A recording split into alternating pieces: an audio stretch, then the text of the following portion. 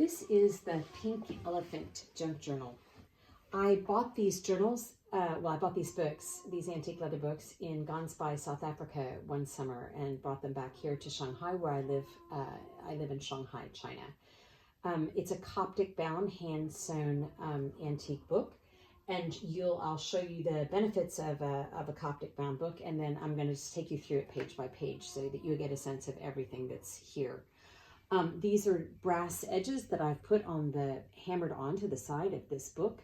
This is decorative tape and then watercolor paper that secures the manuscript to the antique cover.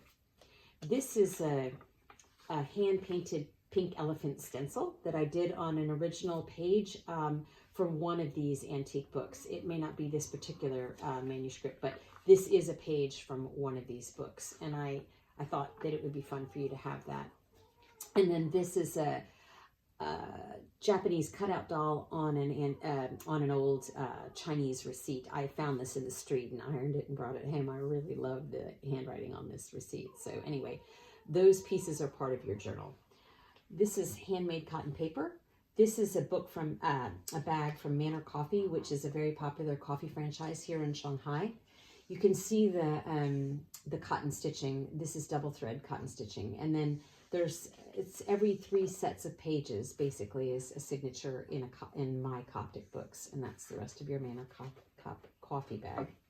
This is heavy watercolor paper and some stripy sort of awning paper, and then this is craft paper. Most of the stuff that's in your journal is got a pretty rich history. So many of these pages are pages that I've rescued. I live in a really huge compound, so I get lots of recycled paper. This is an H&M bag. It's a really big one. I'm pretty sure that this came from Romania. I was in Romania one Christmas, and I'm pretty sure I brought it home from there. This is handmade paper. I have to build it to make it big enough for this journal, so you can see that it's not all one piece. I do that a lot to make stuff big enough. That's the rest of that H&M bag. It's such a cool bag because it's got really great distress on it. That's construction paper and more of that. I brought lots and lots of different colors of this handmade cotton paper because it's so pretty and it's got lovely detailing in it. They make lots of handmade paper here in China because people use it all the time.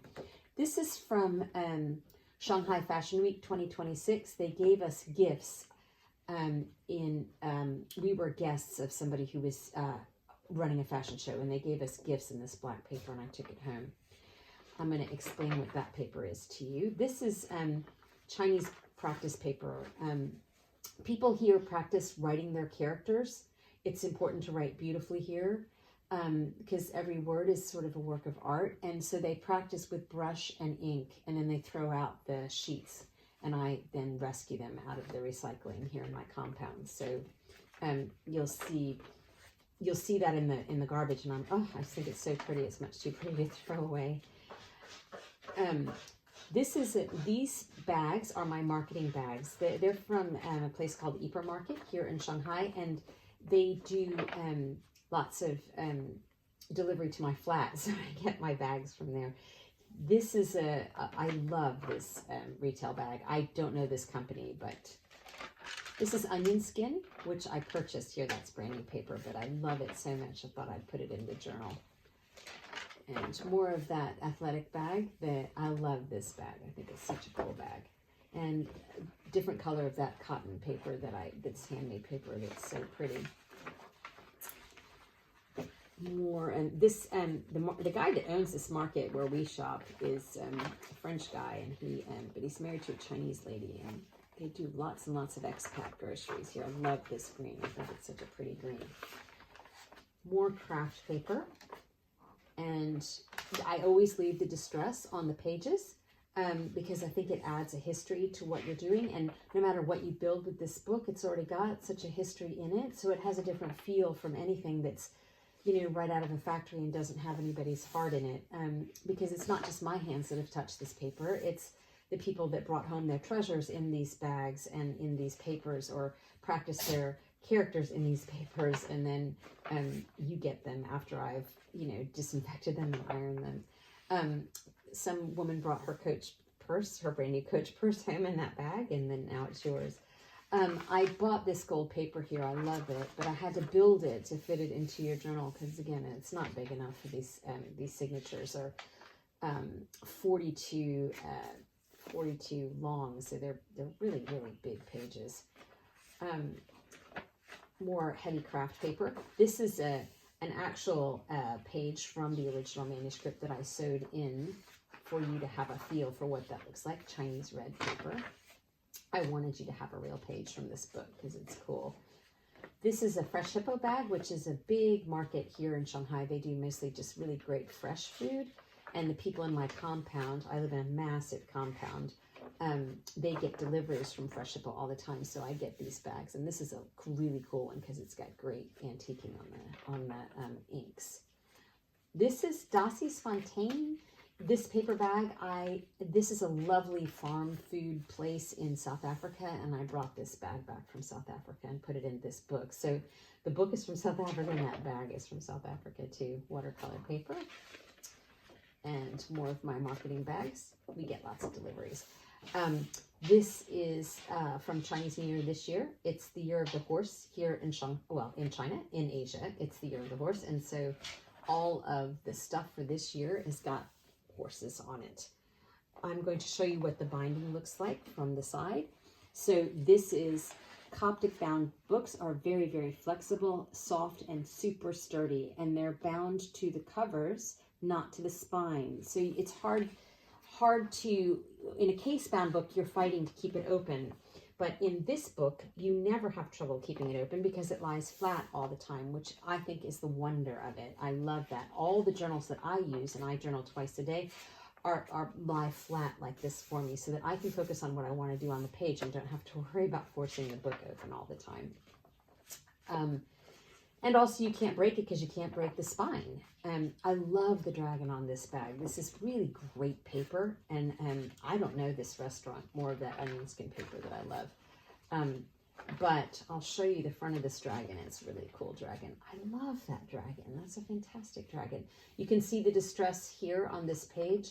I don't take the stains off of the paper because it gives you a sense that the paper has a long history. And whatever you're building then is just richer in the book as a result of the history that the book is bringing to you to share with you, I think. I cut this into waves because I thought of water when I was looking at this commercial bag. This is a Uniqlo bag, which they make lovely sportswear and lots of really warm underwear and stuff like to wear under your clothes. And it's a Japanese company, Uniqlo. I love this company. You can't really buy this so easily in the U.S. I don't know if they've got more franchises there now than when I was last in the U.S. shopping, but anyway, Uniqlo is a lovely company. Graph paper from my son's math class. He's about to graduate from high school in a few weeks. This is I love this color green on this bag. And I put it with green cotton paper. The bags that I get here have so much personality because of the design on them is really unique. I love this handmade paper. More craft paper and watercolor paper. The last of that Uniqlo bag. That was a very big bag. Construction paper that I have to build to fit in here because it's just, this is such a massive journal. This is the biggest of these journals that I did. This has the largest, it has almost 500 pages, so it's a huge journal. There's these little characters on the side here. And then I paired this with another bag that's got blue. Luck and Coffee is the biggest coffee franchise here in Shanghai. And this one is ripped really badly. I had to repair it. But it's so sweet. So I particularly like the back of this bag. I think it's really pretty. I don't know if that's an ad for green tea. It's green tea season right now in Shanghai. Anyway, that's the back of this blue bag. And then we've got this beige bag that has graduated color on it, which is really pretty. And then a Starbucks bag from Shanghai. And the green is really pretty on this too. And I always leave the distress on the bag. So that's Chinese Starbucks bag. We go there on our date nights, my husband and I do. Starbucks. This is the Eper Market where I get all my fresh groceries delivered to the flat. This is the back of your book, and the back of it I just put a little butterfly. And then the spine, I did a little light wash of pink on the spine, the same pink that I used to make your elephant. So there is your elephant junk journal.